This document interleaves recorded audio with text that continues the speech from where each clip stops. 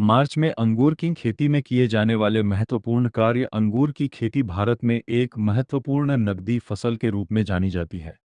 विशेष रूप से महाराष्ट्र जैसे राज्यों में द्राक्ष उत्पादन बड़े पैमाने पर किया जाता है। मार्च का महीना अंगूर की खेती के लिए बहुत महत्वपूर्ण माना जाता है क्योंकि इस समय पौधों की बढ़वार तेज होती है और फल बनने की प्रक्रिया शुरू हो जाती है। इस समय किसान यदि सही तरीके से देखभाल करें तो उत्पादन और गुणवत्ता दोनों में काफी सुधार हो सकता है। मार्च महीने में अंगूर की खेती में कई महत्वपूर्ण कार्य करने होते हैं, जैसे सिंचाई प्रबंधन, खाद एवं उर्वरक प्रबंधन, कीट और रोग नियंत्रण, बेल की देखभाल, गुच्छों का प्रबंधन तथा फसल की गुणवत्ता बढ़ाने के उपाय। इन सभी कार्यों को सही समय पर और सही तरीके से करना जरूरी होता है। एक, सिंचाई पानी का सही प्रबंधन।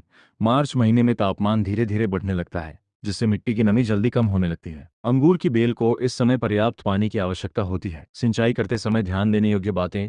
ड्रिप सिंचाई पद्धति का उपयोग सबसे अच्छा माना जाता है। मिट्टी की नमी को ध्यान में रखते हुए 3-5 दिन के अंतराल पर सिंचाई करें। अत्यधिक पानी देने से जड़ों में सड़न हो सकती है। कम पानी देने से फल छोटे रह जाते हैं और बेल की बढ़वार रुक सकती है। सुबह या शाम के समय सिंचाई करना बेहतर रहता है। सही सिंचाई प्रबंधन से फल का आकार अच्छा होता है और गुच्छों का विकास भी बेहतर होता है। 2, खाद और उर्वरक प्रबंधन। मार्च महीने में अंगूर की बेल को पोषण की अधिक आवश्यकता होती है क्योंकि इस समय नई टहनियां और फल तेजी से विकसित होते हैं। आवश्यक पोषक तत्व नाइट्रोजन एंड फास्फोरस भी, पोटाश के कैल्शियम, मैग्नीशियम, सूक्ष्म पोषक तत्व जिंक, बोरॉन, आयरन। उर्वरक देने का तरीका, ड्रिप के माध्यम से फर्टिगेशन करना सबसे अच्छा तरीका है। 7:19, 19 या 13, 12:45 जैसे पानी में घुलनशील उर्वरकों का उपयोग किया जा सकता है। सप्ताह में 1-2 बार पोषक तत्व देना लाभकारी होता है। सूक्ष्म पोषक तत्व का छिड़काव, zinc sulphate, boron, magnesium sulphate, इनका 10-15 दिन के अंतराल पर स्प्रे करने से बेल की वृद्धि और फल की गुणवत्ता बेहतर होती है। 3, बेल की बढ़वार का प्रबंधन। मार्च महीने में अंगूर की बेल में नई टहनियां तेजी से बढ़ती हैं।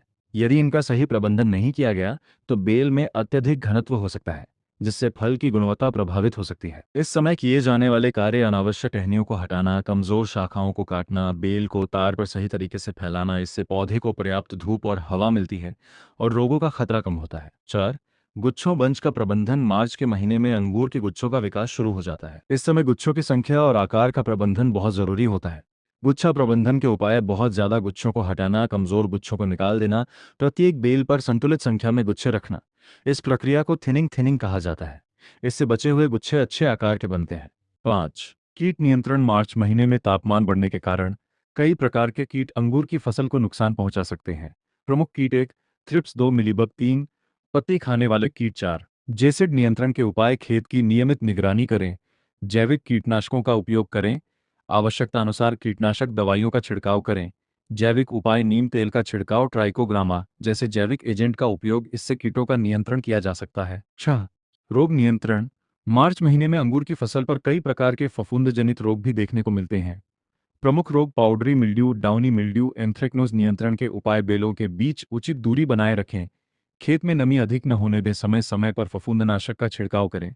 समय समय पर फफूंदनाशक का छिड़काव करें। सामान्य दवाइयां: सल्फर आधारित फफूंदनाशक, कार्बेंडाजिम, मैंकोजेब। इनका उपयोग कृषि विशेषज्ञ की सलाह के अनुसार करना चाहिए। 7, खरपतवार नियंत्रण। मार्च महीने में तापमान और नमी बढ़ने के कारण खेत में खरपतवार तेजी से बढ़ते हैं। ये पौधों के पोषक तत्वों और पानी के लिए प्रतिस्पर्धा करते हैं।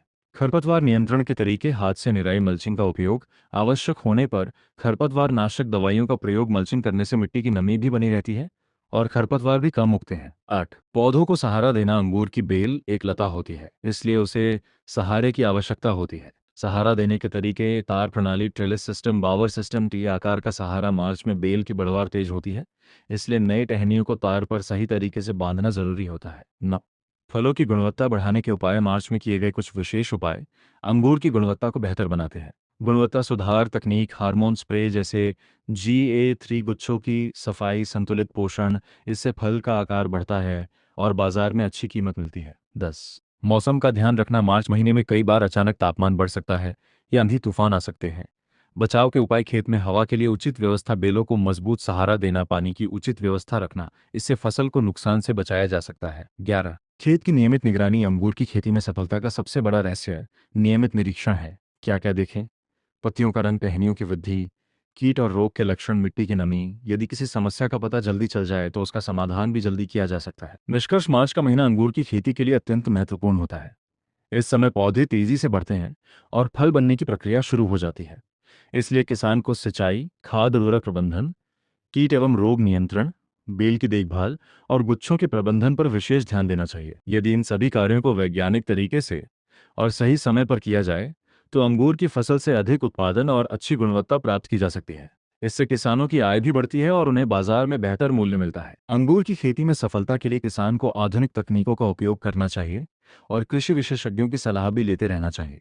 सही प्रबंधन और मेहनत से अंगूर की खेती किसानों के लिए बहुत लाभदायक साबित हो सकती है।